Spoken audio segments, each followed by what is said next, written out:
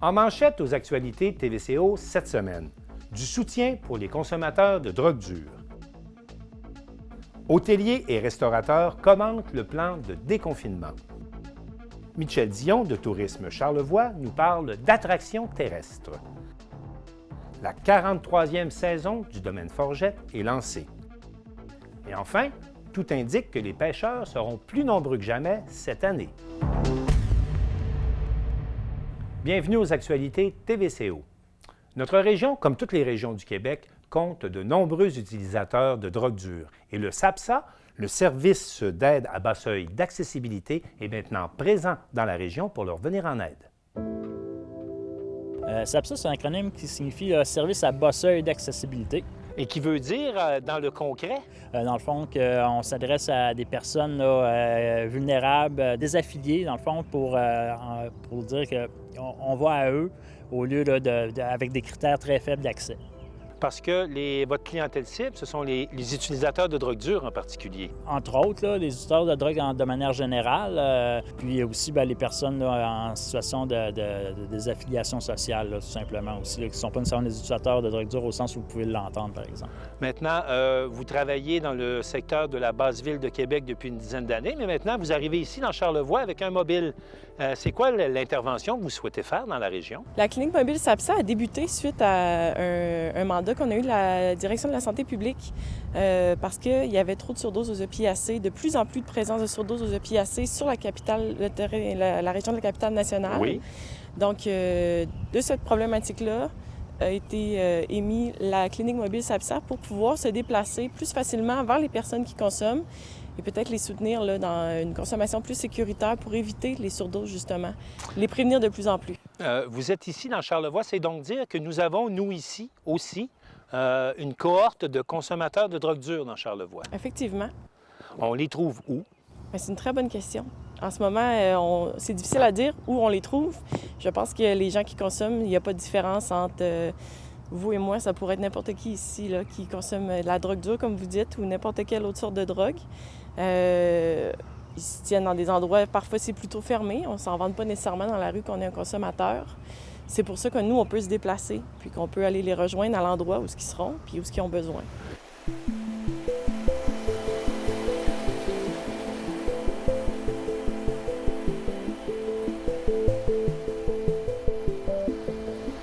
C'est quoi la différence entre intervenir en milieu urbain et en milieu rural? Dans les milieux ruraux, les gens sont plus tissés serrés, les gens se connaissent. Donc, de façon générale, c'est des gens qui vont être plus craintifs, par exemple, d'aller à la pharmacie chercher du matériel d'injection sécuritaire.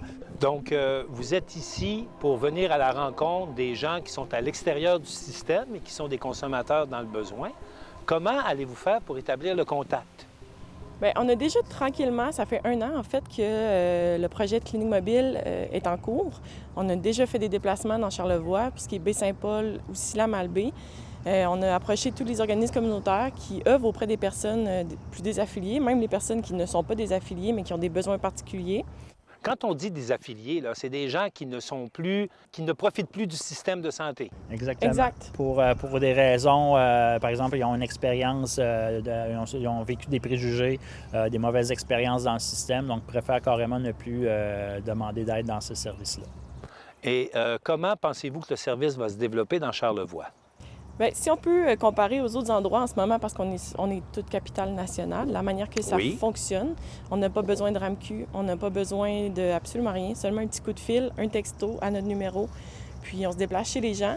Ça se développe dans le sens qu'on y va selon le besoin de la personne, fait qu'on a un suivi propre à chacun, selon c'est quoi le besoin. Le but de la clinique mobile n'est pas de prendre en charge les personnes et de s'en occuper mais plutôt de relier tout ça à la communauté. Comme par exemple avec les pharmaciens, avec d'autres infirmières praticiennes, avec des travailleurs sociaux qui pourraient nous aider une fois que la personne, on est en contact avec eux, puis qu'on voit c'est quoi le besoin, puis comment on pourrait l'aider avec la communauté ici. Donc, vous êtes dans la région pour tisser des liens, pour offrir vos services à ceux qui en ont besoin. Si on a besoin du SAPSA, on fait quoi? Bien, vous pouvez aller sur le Facebook. Oui, exact. On est quand même facile à rejoindre. Page Facebook, on a Messenger, c'est privé. On répond aux questions, on peut retourner les appels. On peut nous texter au numéro, nous appeler au numéro là, qui est le 581-995-2934. ou le 581-995-3954.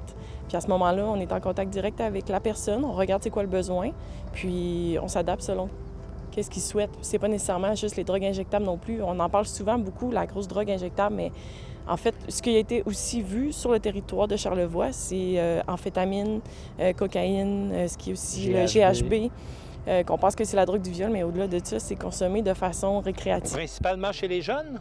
Non, toute tranche d'âge. Oui. Et ça a été observé dans Charlevoix? Oui. Absolument. Bien, on vous remercie de votre présence dans Charlevoix, puis on vous souhaite une bonne continuité dans votre intervention. Merci. Merci beaucoup. Merci.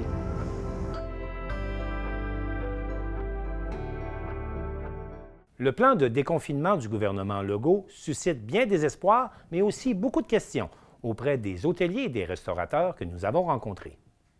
Nous, on va rouvrir le 28 mai dès qu'on peut, puisqu'on n'a pas une seconde à perdre pour ouvrir le plus tôt possible. Notre terrasse va être prête pour le 28 mai. Par la suite, c'est sûr que 3 jours après, en fait, notre salle à manger va ouvrir. On était déjà pas mal prêts. La terrasse, ils nous auraient dit on ouvre aujourd'hui, puis on aurait été prêts. On avait tellement hâte, là, puis en plus, on voulait faire travailler notre monde aussi. C'est un grand soulagement pour nous de pouvoir offrir à notre clientèle un environnement avec des restaurants. Mais je te dirais que j'ai quand même une petite crainte, là, parce que je ne suis pas encore convaincu que le gouvernement est conscient là, des partenaires qu'il y a avec la restauration. D'après moi, je pense que le gouvernement aurait pu utiliser plus la restauration pour permettre aux gens de se réunir de manière légale. Puis on sait qu'on a besoin un peu de se voir. Puis présentement, on a pu constater qu'il y a eu beaucoup de regroupements illégaux qui se sont faits, que ce soit dans les parcs, dans les domiciles privés.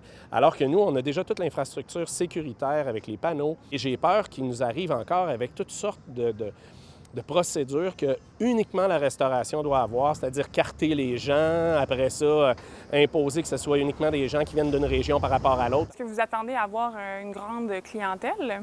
Moi, personnellement, je m'attends à un départ un petit peu relax. Mais par exemple, je pense que ça va aller, à partir du 15 juin, ça va clencher un petit peu. On a déjà reçu des réservations et tout semble indiquer que nous allons avoir une très bonne saison également. La plus grande problématique, c'est aura-t-on, nous, assez d'employés pour pouvoir servir tout le monde? La suite des choses pour nous, c'est uniquement d'attendre quelles vont être les dernières directives. Est-ce qu'il va falloir avoir un registre? Est-ce qu'il va falloir assurer le non-mouvement entre les régions? Le premier ministre avait l'air à dire que c'était plus le cas là, maintenant d'interdire ou en tout cas de recommander de ne pas voyager d'une région à l'autre.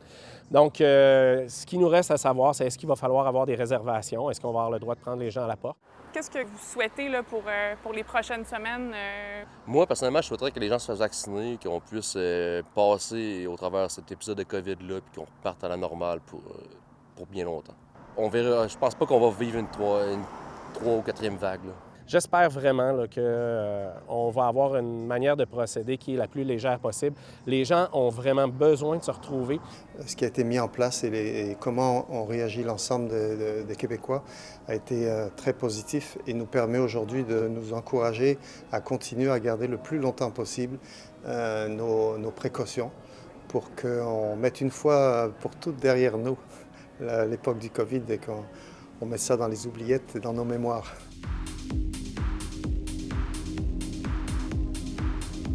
Tourisme Charlevoix a lancé cette semaine sa campagne annuelle promotionnelle sur les marchés ontariens et les marchés québécois sous le thème de l'attraction terrestre. Et Michel Dion, le directeur général de Tourisme Charlevoix, est avec nous pour en discuter. Michel Dion, bonjour. Bonjour. Tout d'abord, pour commencer l'entrevue, on ne peut pas passer à côté. Est-ce que je pourrais avoir vos commentaires sur le plan de déconfinement du gouvernement Legault? Nous, on était très, très, très contents de cette annonce-là. Okay. Pourquoi? C'est que c'est ce qu'on demande depuis longtemps, la notion de prévisibilité. On se rappelle, l'été dernier, on avait commencé à la dernière minute sous l'annonce du gouvernement. Donc là, enfin, on a un calendrier un peu plus complet. Je dirais qu'il reste des choses quand même à clarifier, notamment, par exemple, les auberges de jeunesse qui, techniquement, demeurent fermées. Aussi la confirmation que la région de la capitale nationale passe d'une couleur à l'autre parce qu'on sait qu'on dit que c'est la majorité des régions qui vont passer à telle date, à telle couleur. Mm-hmm. Donc, il reste ces petits éléments-là, mais somme toute, très satisfait, notamment au niveau des festivals événements. Je pense qu'on n'aurait jamais pensé pouvoir espérer à 2500 personnes pour les festivals événements. Donc, c'est vraiment des bonnes nouvelles pour l'industrie, là, on s'en réjouit. Et parallèlement à cela, cette semaine, vous lanciez votre campagne promotionnelle annuelle. Cette année, le thème, c'est l'attraction terrestre. Pouvez-vous me dire, ça vient de où, cette idée de miser sur l'attraction? En fait, ce qu'on s'est rendu compte là, avec nos études clients, c'est que les gens qui viennent dans Charlevoix sont vraiment à la recherche de bien-être. Et c'est ce qu'on offre dans la région. Et en plus, on a un territoire qui est particulier avec l'impact météoritique et tout. Oui. Donc, on a travaillé beaucoup avec notre agence, on a fait des études clients et tout. Puis on est arrivé qu'on voulait peut-être un nouveau positionnement, qu'on met moins nécessairement de l'avant, nécessairement des incontournables, qu'on se dit qu'il faut absolument qu'il y ait une image d'une queue de baleine, etc. Une image en haut du massif et tout ça. C'est ça. Mais qu'on met de l'avant le sentiment qu'on ressent quand on vient dans Charlevoix.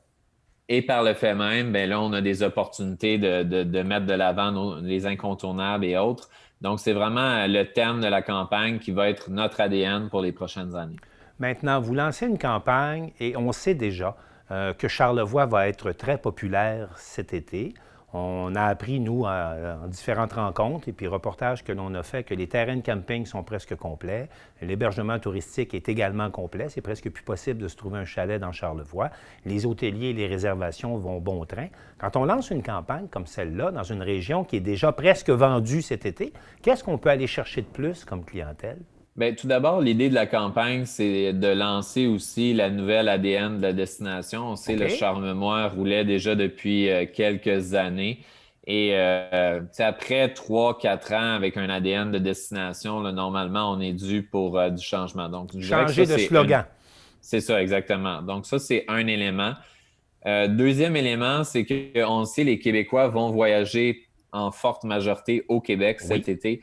Donc, toutes les destinations se ruent, si je peux dire, sur la promotion intra-Québec pour aller chercher le plus de parts de marché. Donc, oui, l'objectif, c'est d'aller chercher des nouveaux clients. On s'entend, des gens qui traditionnellement ne voyagent pas au Québec, mais c'est aussi de convaincre nos audiences actuelles de revenir dans Charlevoix cet été. Ils ont été là l'été dernier. Oui. On espère qu'ils seront là encore cet été.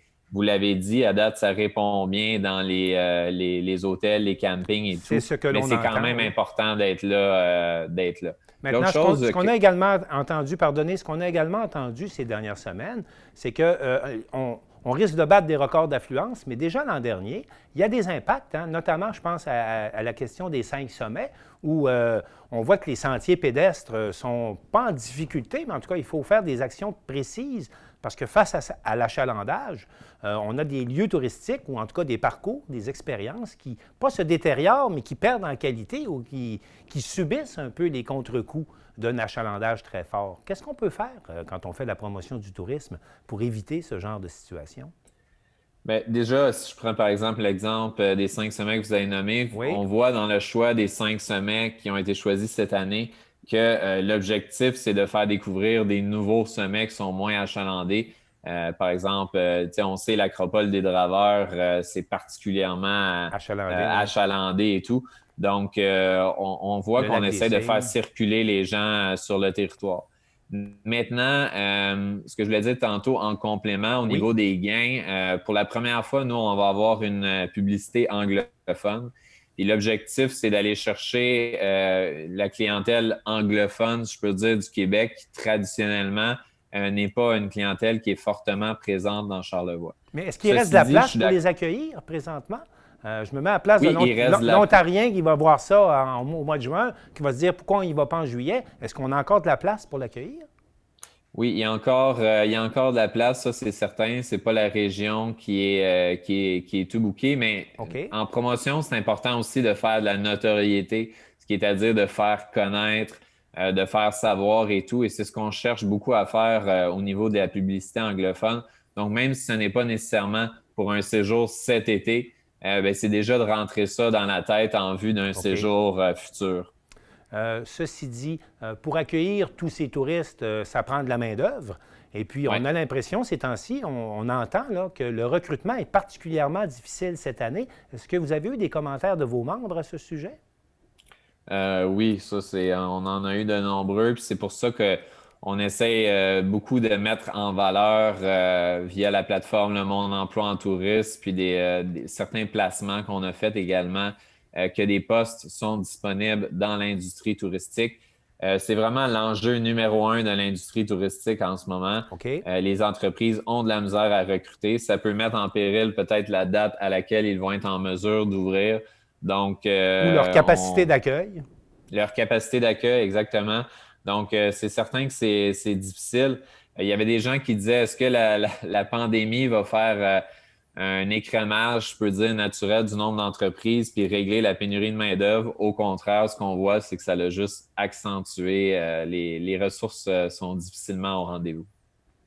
En terminant, quels sont vos espoirs pour la saison à venir?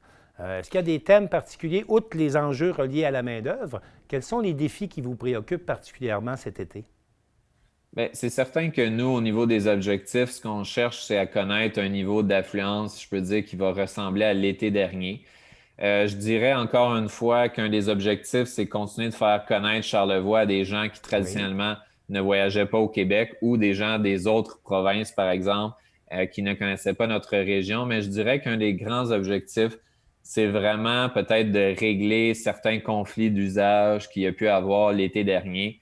Comme on par collabore exemple? notamment avec les deux MRC, notamment sur la question du camping illégal, pour essayer d'encadrer ça. Donc, essayer de coordonner notre action sur le terrain, travailler en collaboration avec les campings aussi pour identifier les plages horaires où il reste de la disponibilité.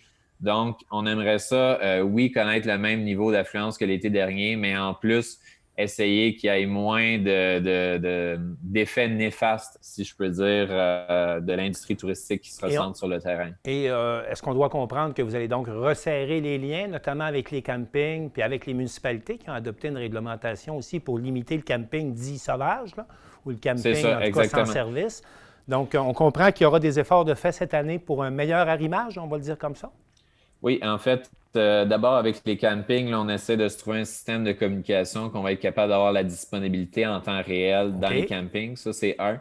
Et deux, avec les municipalités, on va identifier qu'est-ce qui est acceptable, qu'est-ce qui ne l'est pas, pour s'assurer que nous, à l'intérieur de notre réseau d'accueil, que ce soit les gens qui téléphonent, courriel ou encore en personne, qu'on puisse donner la bonne information pour s'assurer qu'il y aura moins de débordements comme on a vu l'été dernier. Bien, Michel Dion, les défis sont nombreux. On vous souhaite là-dessus une bonne saison et on vous remercie. Merci beaucoup. Merci à vous. Bonne journée. Merci. Bonne journée. Le Domaine Forgette a lancé cette semaine sa 43e édition du Festival international de musique et notre équipe était sur place. On regarde un reportage préparé par Elisabeth Pailleur.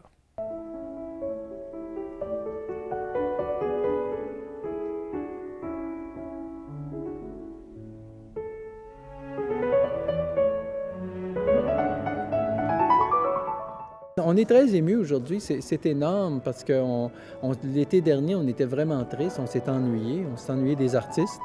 C'est avec beaucoup d'émotion que la direction du Domaine Forget a présenté sa programmation pour la saison estivale 2021. Écoutez, c'est une étape très importante parce que ça fait déjà presque 1 an que le public nous attend. Ça fait 1 an qu'on attend les artistes. Alors, même si c'est pas parfait, parce qu'on doit quand même respecter les règles de distanciation, c'est un grand plus par rapport à l'année dernière. Alors, on est content de pouvoir voir nos gens. Puis, je pense que dans le contexte, les gens vont être compréhensifs. Il est préférable de respecter les consignes et d'avoir une programmation que d'en faire fi puis de me risquer de devoir annuler. Alors, donc, on espère quand même que d'ici la fin de la saison, il y aura quelques assouplissements qui nous permettraient peut-être d'augmenter le nombre de personnes dans la salle. Malgré les contraintes sanitaires, le public pourra assister en présence à compter du 26 juin prochain à 17 concerts et 7 d'entre eux seront disponibles en web diffusion. On a sélectionné 7 concerts qui vont être reproduits en web diffusion. Et puis, ça sera pour une très petite somme. Là, le public pourra, s'ils le veulent. S'ils n'ont pas pu avoir de billets ici pour venir au domaine ou si les dates n'ont pas concordé avec leur horaire, ce sera possible pour eux de pouvoir acheter un billet de web diffusion et de pouvoir voir ces concerts-là dans leur foyer. Petit verre de vin, alors c'est toujours très, très agréable comme ça de pouvoir voir un beau concert et d'être en direct du domaine, de notre belle scène du domaine, quoi. On a dû faire des choix déchirants cette année parce qu'au départ, notre programmation, c'était à peu près 33 concerts. Nous avons espéré jusqu'à assez tard au printemps là, que les frontières seraient ouvertes, que les artistes internationaux pourraient nous rendre visite parce qu'on le sait, habituellement, le festival, c'est une grande partie d'artistes internationaux. Alors, par la suite, on a sacrifié des concerts qui étaient tenus à cœur parce qu'on n'avait pas le choix. On n'allait certainement pas pouvoir compter sur leur présence. Alors, on a gardé des concerts qui nous étaient des gens qui sont très proches de nous, avec qui on collabore régulièrement, que ce soit les Violons du Roi, l'Orchestre symphonique de Québec, Marie-Nicole qui en sera à sa dernière année comme ambassadrice. Alors, ce sont tous en quelque sorte des coups de cœur ou qu'on espère que les gens vont apprécier parce que c'est comme un peu l'effet de rareté. Hein? Alors, on en a identifié 17 sur 33, donc c'est à peu près la moitié. Alors, donc, on se dit que les gens vont être contents, qu'ils vont être au rendez-vous, puis qu'ils seront capables d'apprécier la programmation qu'on a réussi à sauver. Une bonne nouvelle selon la députée Caroline Desbiens, qui était présente lors du tournage du dévoilement de la programmation. Je suis rassurée aussi parce qu'on avait l'impression qu'on n'y arriverait pas. On avait aussi l'impression qu'on échappait à une large partie de la vie culturelle. Et là, de savoir que le domaine Forget s'anime, que grâce à leur résilience et au grand talent du conseil d'administration, de la directrice et de tout ce beau monde qui supporte le domaine Forget, bien qu'on réussit à pouvoir présenter une programmation. Donc, tout ça est rempli d'espoir et de satisfaction, évidemment. Au programme, des artistes québécois et canadiens seront en tête d'affiche du festival. Et on va avoir les très bons, là. Je peux nommer seulement quelques noms. Il va y avoir Karina Gauvin, la soprano, Marie-Nicole Lemieux, naturellement, notre ambassadrice, qui c'est de la dernière année. Vous savez, de Marie-Nicole Lemieux, cette année, à titre d'ambassadrice. Donc, elle va faire 2 concerts au domaine Forget. Un avec Charles-Richard Hamelin, son complice au piano, et puis l'autre avec les Violons du Roi. On aura aussi Yannick Nézet-Séguin qui va être avec nous comme pianiste, toujours avec ses musiciens de l'Orchestre métropolitain. On va avoir Marc Hervieux, le violoncelliste Stéphane Tétrault. On va avoir nos 2 orchestres de Québec, l'Orchestre symphonique de Québec et les Violons du Roi. On va avoir de la danse avec la troupe Le Fils d'Adrien, la troupe de Québec. On va avoir aussi Grégory Charles qui va venir faire un tour ici au domaine et du jazz avec Lorraine Desmarais et Tory Butler, 2 grands pianistes québécois avec leurs trios respectifs. Donc, il y en aura vraiment pour tous les goûts à partir du 26 juin, aller jusqu'au 21 août.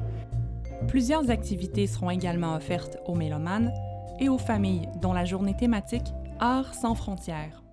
Cette année, comme le thème, ça va être autour de Charlevoix, on veut rendre un hommage et célébrer Charlevoix, bien, ce sera Guylaine Tremblay, la grande comédienne qui sera avec nous. Alors, Guylaine va passer la journée avec nous. Elle va être la porte-parole, en fait, de cette belle journée.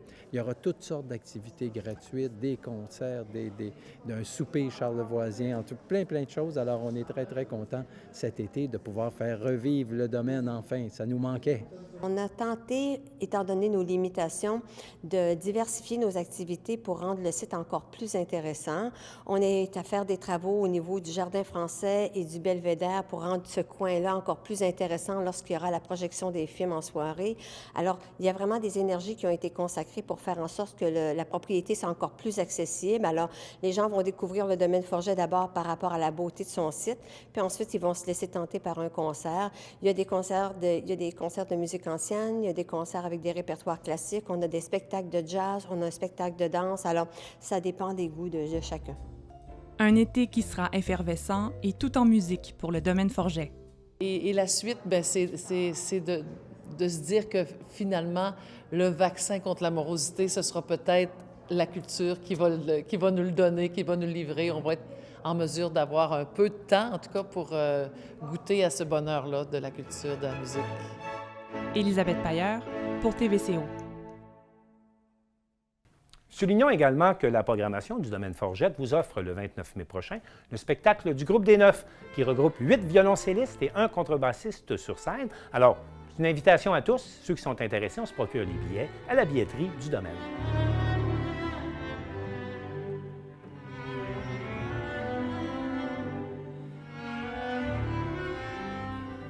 Les activités de plein air sont de plus en plus populaires avec cette pandémie. Et si l'on en croit les commerçants et les pourvoyeurs, bien, la saison de pêche va être exceptionnelle cette année, notamment en termes de nombre de pêcheurs. Vous allez voir, ce n'est pas une histoire de pêche. On écoute un reportage là-dessus. Un engouement remarqué pour la pêche sportive laisse croire qu'il y aura beaucoup de pêcheurs sur les cours d'eau charlevoisiens cet été.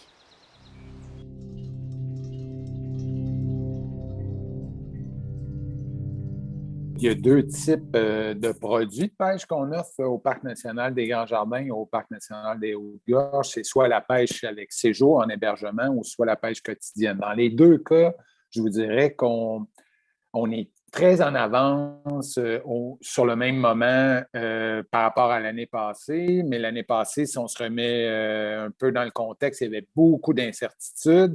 Puis j'ai même comparé avec ce qui s'était fait en 2019-2020, juste pour avoir un comparable. Puis encore une fois, on est très en avance. Par exemple, pour la pêche quotidienne, on a presque 3 fois plus de réservations qu'en 2019-2020. Fait que ça vous donne un peu l'indication. Ça ne veut pas dire qu'au final, on va avoir vendu plus de pêche quotidienne. Ça veut juste dire qu'en ce moment, les gens réservent beaucoup. Il y a un engouement. Les réservations sont commencées depuis le mois de novembre.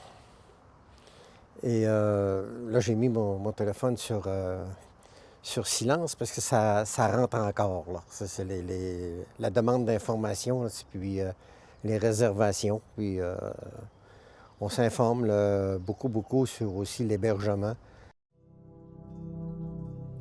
Au Québec, il s'est vendu plus de 700 000 permis de pêche dans la dernière année et pour 2021, les chiffres continuent de monter. Pour les boutiques de chasse et pêche, on remarque un achalandage beaucoup plus prononcé ce printemps. Écoutez, très grosse saison de notre côté. C'est déjà très bien débuté. On s'annonce avec une été qui va être très occupée. Beaucoup de pêcheurs vont dans les pourvoiries, dans les réserves fauniques, dans les ecs. Les rivières de la région vont être très occupées, autant la truite, au saumon. Ça va être vraiment une saison très prometteuse cette année. On voit déjà, là, on ressent un engouement qui est certain. Si on regarde aussi la belle température là, qui est arrivée un peu plus tôt, là, oui, c'est frais, mais on n'a pas eu beaucoup de neige et la neige est partie vite. Puis donc, ça l'a fondu graduellement, mais les lacs ont calé tôt cette année. Les accès sont plus faciles aussi là, sur les différents territoires. C'est certain que la pêche en soi sur les ecs va ouvrir là, ce week-end, en fait, à partir de demain, le 21 vendredi. Alors là, on sent déjà, là, oui, cet engouement-là depuis, je vous dirais, le dernier mois et demi. C'est déjà beaucoup plus fort. Des articles comme les bottes pantalons ou les cannes à mouches sont victimes de leur popularité. Oui, c'est certain qu'on a un beau défi au niveau de l'inventaire parce qu'on sait que les productions ne sont pas parfaites, là, que ce soit là, que ça passe de l'Allemagne, de la Chine, de l'Europe, des États-Unis, du Canada, où on essaie toujours là, de prioriser Québec et Canada. C'est pas facile, là. Sauf que nous, la manière dont on fonctionne, c'est on a 2 placements par année, donc ces placements-là, c'est important de prendre les bonnes décisions là et puis de s'assurer de pouvoir rentrer un bon ratio pour bien contrôler l'inventaire de un, mais s'assurer que tout le monde va avoir là, ce qu'il faut aussi parce qu'on ne peut plus trop faire de répétitions au courant de l'été. Parce que les fournisseurs sont épuisés et puis c'est très difficile de recevoir. On a fracassé des records cette année. C'est vraiment notre meilleure saison de vente, que ce soit d'articles, de permis, de vers de terre, mais surtout de cannes à pêche. On a enregistré des records dans les cannes à mouches lancées légers. Donc, c'est vraiment dur de s'approvisionner de stock. Mais on est chanceux parce que la clientèle est très compréhensive. Puis, dû à notre grand service à la clientèle, elle revient. Avec un printemps plus hâtif cette année, la pêche a déjà débuté dans certains secteurs. Pour la rivière du Gouffre, la saison commencera le 1er juin et pourtant, on a commencé à apercevoir le saumon. L'an passé, la montaison, ça a été très, très bon. Cette année, on va avoir pour la 3e année, on me l'a annoncé cet avant-midi, pour la 3e année, la barrière de comptage. Le ministère s'en sert de cette barrière-là pour calculer le saumon, les montaisons, le mâle, le femelle et le nombre. À partir de ces statistiques-là, ils peuvent calculer le nombre de dépôts d'œufs dans la rivière. C'est des statistiques, c'est de l'information que le ministère a besoin. Une nouvelle clientèle plus jeune ferait tranquillement son entrée sur le marché depuis quelques années.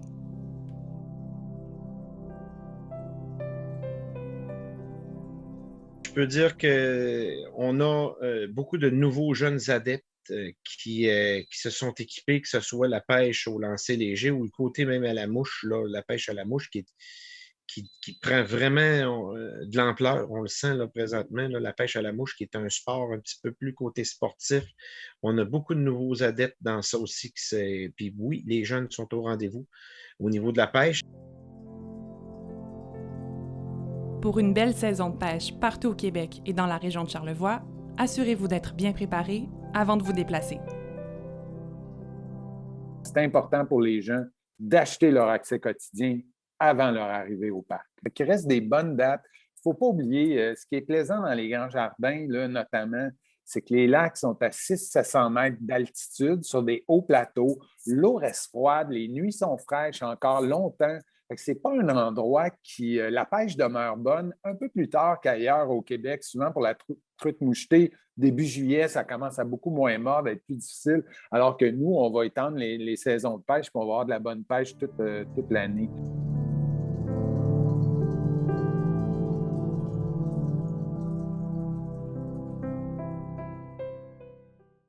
J'accueille maintenant Maxime Jaudoin sur le plateau pour parler de sport et on commence avec le sport local. Maxime, bonjour. Martin, bonjour. Maxime, Anne-Renée Desbiens, la gardienne de but originaire de la région, prend le chemin de Calgary. Absolument. Donc, je tiens à préciser que je l'ai reçue au vestiaire. Donc, merci pour sa participation. Un petit clin d'œil à Anne-Renée Desbiens.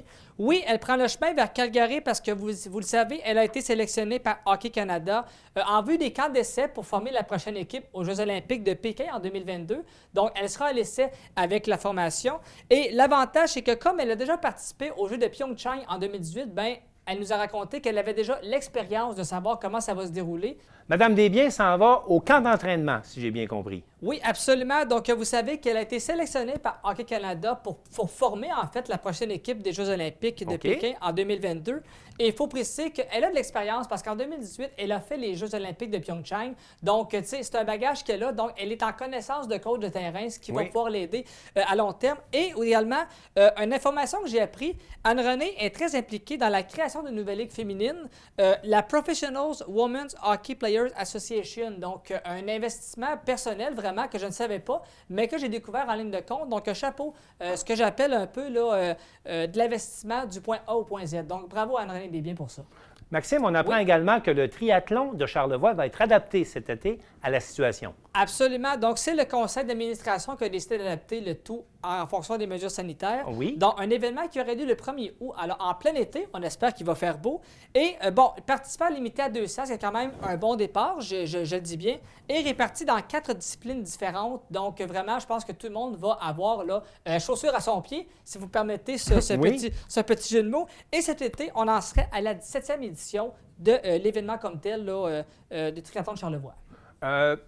Avis aux amateurs de skateboard, il y a un nouveau skatepark dans la région. Absolument, ça c'est le fun. Vraiment, là, un skatepark qui va débarquer à Clermont début juin. Donc là, une belle installation là, pour les vélos, la trottinette, la planche à roulettes, tous des sports que moi, j'étais pas bon pour faire ça. Mais chapeau à ceux qui ont moins l'expérience pour le faire, je le présume. Et important par contre, c'est que la Ville demande aux gens de ne pas l'utiliser avant l'ouverture officielle qui est prévue début juin. Parce que je pense qu'au niveau là, de l'afraîchissement de l'installation, ça pourrait leur nuire. Donc on demande, s'il vous plaît, de l'attendre début juin parce qu'ils risquent d'être prêts avant la date, mais on demande d'attendre vraiment qu'on dise le go avant d'y aller. Mais pour les jeunes, chapeau. C'est une bonne nouvelle pour la région. Absolument. Avant de terminer, un petit mot sur le Canadien de Montréal, M. Jaudoin. Écoutez, Canadien, très bon match. C'est commencé contre Toronto. Victoire. Au moment de l'enregistrement, le Canadien a gagné le premier match. Exactement. Donc, écoutez, belle victoire signée Price Anderson. Byron, qui a marqué des avantages numériques, plus vite que l'éclair. Là, lui à genoux, puis lui, même à genoux, couché à terre, il n'y a pas trop d'extra scoré. Il a bien démontré. La semaine dernière, vous m'avez dit Maple Leaf en 5. Ou en 6? Oui, Maple Leafs en 5 aussi, hein? On a dit Toronto en 5. Donc là, présentement... Est-ce que vous gardez votre prévision? Bien, je n'ai qu'une parole, donc oui, je vais la garder, j'ai pas le choix. Je souhaite l'effet inverse, mais oui, donc là, il faudrait que Toronto remporte les prochains matchs. Les 4 prochains matchs. Mais bon, j'espère que je vais me tromper. Ça, c'est officiel. Maxime Jaudoin, merci beaucoup. Ça fait plaisir, merci. On se voit la semaine prochaine. Alors, c'est tout pour aujourd'hui. On espère que ça vous a plu et on a toute l'équipe de TVCO, je vous souhaite une bonne semaine.